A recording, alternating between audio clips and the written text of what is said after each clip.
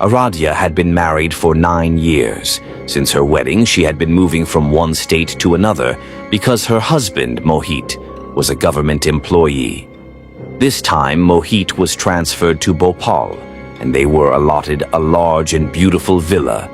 Aradia was happy because along with the transfer, Mohit had also been promoted. A few months earlier, Mr. Bakshi, Mohit's good friend, had also been promoted, and Aradia shared a good bond with his wife. So she was even more pleased. For the first time, the government has transferred you to a nice place. By the way, after you leave for the office, I'll visit Mrs. Bakshi for a while. She especially invited me. Once the house is fully set up, we'll also invite them over, Aradia told Mohit. All right, I'm about to leave for the office. If you want to come along, I'll give you some company, Mohit replied. Okay, wait. I'll just grab my purse, Aradia said and came back quickly. She left with Mohit, and he dropped her near Mrs. Bakshi's villa, which was close to theirs. Mrs. Bakshi gave Aradia a warm welcome. It's so good that Mohit got transferred here. I was getting so bored here, she said. By the way, what's your villa number? Mrs. Bakshi asked. Villa number 17, Aradia replied. Mrs. Bakshi froze for a moment. Are you joking with me? She asked. What do you mean? I don't understand, Aradia said, confused. You said you've been allotted villa number 17, right? Are you not aware of its history? Mrs. Bakshi asked. Please, don't speak in riddles, just tell me what's wrong. You're starting to scare me, Aradia pleaded. Years ago, the Banerjee family lived in that villa. One day, they went to a family friend's function. When they returned, they found their eldest daughter-in-law dead. She had taken her own life. The house was full of black magic items. It was said that the daughter-in-law practiced these things and her husband wanted to leave her because of it. After her death, the family abandoned the villa. Every family that moved in after that couldn't stay there for long. What are you saying? Please don't scare me. I already get terrified by such things, Aradia replied. I'm not trying to scare you. People say the villa is haunted. They all claim to see a child spirit there. But no one has ever seen Mrs. Banerjee's spirit. Only the child. But no one knows who the child is. If I were you, I'd request a villa change immediately. Don't take the risk, Mrs. When Mohit returned and saw Aradia sitting outside, he was confused. What are you doing out here? Why aren't you inside? He asked. To the child, the one Mrs. Bakshi told me about. He's in there. Please, Mohit, let's leave. I don't want to go back in, Aradia begged. Aradia, stop this nonsense. There's no child inside. I'll prove it to you, Mohit said, trying to reassure her. He went to the kitchen with her, but everything was clean and in its place. There were no footprints or spilled food. Aradia couldn't believe her eyes. But I saw it. Everything was on the floor and there were footprints here, she exclaimed. Relax, Aradia. I think you're overthinking and stressed from the move. Come upstairs and rest, Mohit said, taking her to the bedroom. After eating, Aradia felt nauseous and ran to the bathroom. While vomiting, she looked into the mirror and saw the same child standing behind her, laughing menacingly. She screamed and threw a bottle at the mirror, shattering it. Hearing the noise, Mohit rushed in and saw Aradia, trembling in fear. I saw him, Mohit. The child. He was right here, she cried. Mohit dismissed her fear, thinking it was all in her mind. But over the next few days, Aradia's experiences with the child grew worse. Her pregnancy was now 6 months along, and one evening, while hanging clothes on the terrace, she heard the child approaching her angrily. Terrified, she tried to run but slipped and fell down the stairs. Mohit returned to find her unconscious and bleeding. He rushed her to the hospital, praying she and the baby were safe. The doctor informed him that both were fine, but they couldn't understand that the real danger was just beginning. Mohit brought Aradia home from the hospital the next day, determined to help her recover from the trauma. He thought her fears were psychological and blamed them on her growing anxiety about the pregnancy. He decided not to mention the incident to anyone, fearing it might harm her reputation or his career. However, Aradia was convinced the villa was cursed and begged Mohit to request a transfer or at least stay elsewhere temporarily. Aradia, you're letting these stories get to you. Nothing happened to me while I've been living here. These are just coincidences, Mohit said, trying to reason with her. But Mohit, you don't understand. I've seen that child. He's not just a ghost. He's something evil. He doesn't want us here, Aradia argued, tears streaming down her face. Mohit sighed, feeling torn between his wife's fear and his belief in logic. All right, he said after a pause. If it'll make you feel better, I'll speak to someone about a villa change tomorrow. But tonight, try to rest. I'll stay home from work to keep you company. That night, Mohit stayed up late working in the study while Aradia tried to sleep. Around midnight, the lights flickered and the room grew cold. Mohit assumed it was a power issue until he heard faint, muffled laughter echoing through the house. It was the laughter of a child. He froze, his pen slipping from his hand. "Aradia!" he called out, his voice trembling. There was no response. Slowly, he stood and walked toward the bedroom. But when he opened the door, Aradia was fast asleep. The laughter continued, growing louder. It seemed to come from the direction of the staircase. Gathering his courage, Mohit grabbed a flashlight and descended the stairs, determined to find the source of the sound. As he reached the living room, the laughter stopped abruptly. The room was eerily silent and the air felt heavy.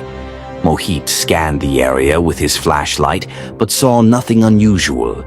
Just as he was about to turn back, he noticed something, a small, muddy footprint on the floor.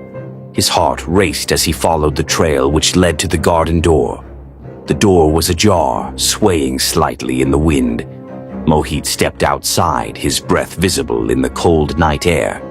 The garden was quiet, but he felt an unshakable presence, as though he was being watched. Suddenly, he heard the sound of a child crying behind him. Whipping around, he saw a shadow dart past him and disappear into the darkness. Mohit's rational mind struggled to process what he had just witnessed. He hurried back inside, locking the door behind him. The next morning, Mohit finally admitted to himself that something was wrong with the villa. He didn't tell Aradia about the incident, fearing it would only escalate her panic, but he resolved to take her concerns seriously. He contacted his department and requested a villa change, citing maintenance issues. However, he was told that no other accommodations were available at the moment. Maybe we should stay at a hotel for a few weeks, Mohit suggested to Aradia, hoping it would calm her nerves. Aradia's face lit up with relief. Thank you, Mohit. I'll feel much safer away from here. They packed their essentials and left the villa that evening, checking into a nearby hotel. For the first time in weeks, Aradia felt at ease. She slept peacefully that night, free from the oppressive atmosphere of the villa. Mohit, too, felt a weight lifted off his shoulders. However, their sense of relief was short-lived. The following day, they received a call from the villa's caretaker, who informed them that their house had been broken into. Mohit and Aradia rushed back to find the place in disarray. Furniture was overturned, and items were scattered across the floor. But what was most disturbing was the writing on the walls. In what appeared to be a child's handwriting, the words, "You can't leave," were scrawled repeatedly in red ink. Aradia broke down in tears. Mohit, this isn't just a haunting, it's a warning. We're not safe here, or anywhere. Mohit felt a chill run down his spine but tried to maintain his composure. We'll report this to the police, he said firmly. The police arrived and conducted an investigation. However, there were no signs of forced entry, and the writing on the walls turned out to be paint, not blood as Aradia had feared. The officers dismissed the incident as a prank, likely by local kids who had heard rumors about the villa's history. "Prank or not, we're not staying here another night," Mohit declared. He decided to take Aradia to his parents' home in a nearby city until he could sort out the situation. They packed their belongings and left the villa for good, or so they thought. The drive to Mohit's parents' house was uneventful, but as they arrived and began unpacking, Aradia noticed something strange. A small, tattered doll lay on the back seat of their car. It was the same doll she had seen in the child's hand during her encounters at the villa. Her blood ran cold. "Mohit, look," she exclaimed, showing him the doll. Mohit's face darkened. "This wasn't here when we left the villa. How did it get in the car?" Neither of them had an answer, but it was clear the entity from the villa had followed them. That night, strange occurrences began happening at Mohit's parents' house. Lights flickered, objects moved on their own, and the sound of a child's laughter echoed through the halls. Mohit's parents, who were initially skeptical, began to experience the phenomena as well. "This isn't just a haunting," Mohit's father said gravely. "This is a curse." Desperate for answers, Mohit and Aradia sought out a local spiritual healer. The healer performed a ritual and confirmed their worst fears. "The spirit is bound to you now," she said. "It won't stop until it gets what it wants." "What does it want?" Aradia asked, her voice shaking. The healer closed her eyes, entering a trance. When she spoke again, her voice was different, almost childlike. "It wants to be free, but it's angry. It feels betrayed." The healer explained that the spirit was not the child of the Banerjee family, but an abandoned orphan who had been taken in by them. The child had died under mysterious circumstances, and its spirit had become vengeful, lashing out at anyone who entered the villa. The only way to break the curse was to perform a cleansing ritual at the villa, giving the spirit the closure it sought. Despite their fear, Mohit and Aradia agreed to the ritual. They returned to the villa with the healer, who began the ceremony in the living room. As she chanted, the air grew cold, and the child's laughter echoed around them. Objects flew across the room, and the walls shook violently. Aradia clung to Mohit, tears streaming down her face. Suddenly, the spirit of the child appeared before them, its red eyes blazing with anger. It screamed, a sound so piercing it felt as though it would shatter their eardrums. The healer continued chanting, her voice steady despite the chaos. Slowly, the spirit began to calm. Its form grew fainter, and its cries softened to a whimper. The ritual concluded with the spirit disappearing into a blinding light. The oppressive atmosphere lifted, and the villa fell silent. The healer turned to Mohit and Aradia, exhausted but relieved. "It's over," she said. Mohit and Aradia left the villa that night, vowing never to return. Though the ordeal had shaken them to their core, they were grateful to have survived. Months later, as they welcomed their healthy baby into the world, they felt a renewed sense of hope. The past was behind them, and they were ready to start anew. But sometimes, late at night, Aradia would hear the faint sound of a child's laughter in her dreams, a chilling reminder of the villa and the spirit that had haunted their lives.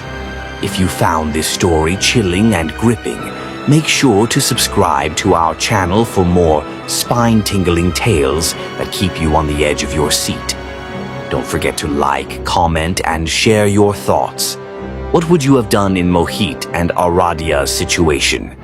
Hit the bell icon so you never miss a new upload. Stay safe, stay curious, and remember, sometimes the scariest things aren't the ones we can see, but the ones we carry with us. See you in the next story.